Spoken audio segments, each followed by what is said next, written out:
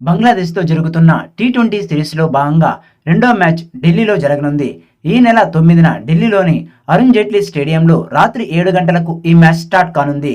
ఇక మొదటి మ్యాచ్లో గెలిచిన టీమిండియా రెండో మ్యాచ్లో కూడా గెలిచి సిరీస్ కొట్టాలని చూస్తోంది.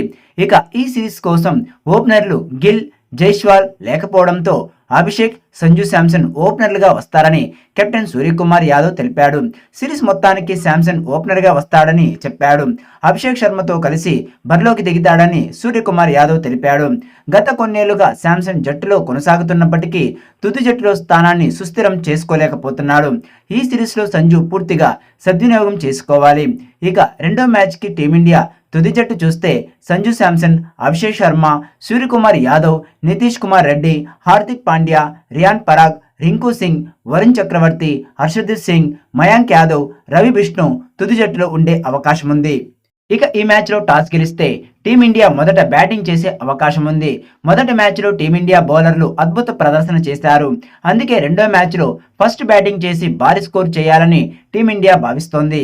సంజు శాంసన్, అభిషేక్ శర్మ, సూర్యకుమార్ యాదవ్, రింకు సింగ్, పాండ్యా బ్యాటింగ్లో ధాటిగా ఆడే అవకాశం ఉంది.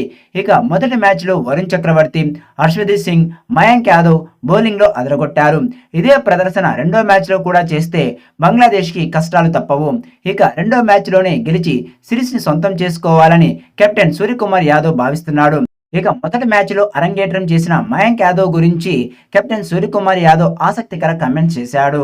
అతను ఎక్స్‌ఫ్యాక్టర్ అని, అతనికి ఎక్స్ట్రా పేస్ సామర్థ్యం సొంతం అని తెలిపాడు.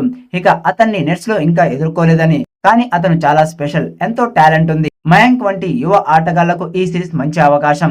అతను లాంటి యువకులను మనం ప్రోత్సహించాలి. అతను ఇప్పుడు పూర్తిగా ఫిట్గా ఉన్నాడని సూర్యకుమార్ యాదవ్ తెలిపాడు. ఇక ఢిల్లీ పిచ్ బ్యాటింగ్కి అనుకూలంగా ఉండే అవకాశం ఉంది. దాంతో భారీ స్కోర్ నమోదయ్యే అవకాశం ఉంది. భారత్ ముందుగా బ్యాటింగ్ చేస్తే 200లకు వరకు స్కోర్ చేసే అవకాశం ఉంది. మరి ఇండియన్ బ్యాటర్లు ఎలా రెచ్చిపోతారో చూడాలి. ఇక ఈ సిరీస్కి ఫేస్ ఆల్రౌండర్ శివం దూబే దూరమయ్యాడు.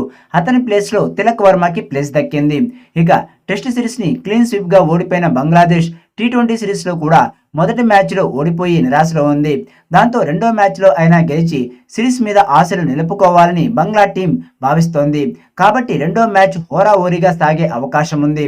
మరి ఈ మ్యాచ్లో టీమిండియా ఆటగాళ్లు ఎలాంటి ప్రదర్శన చేస్తారో చూడాలి.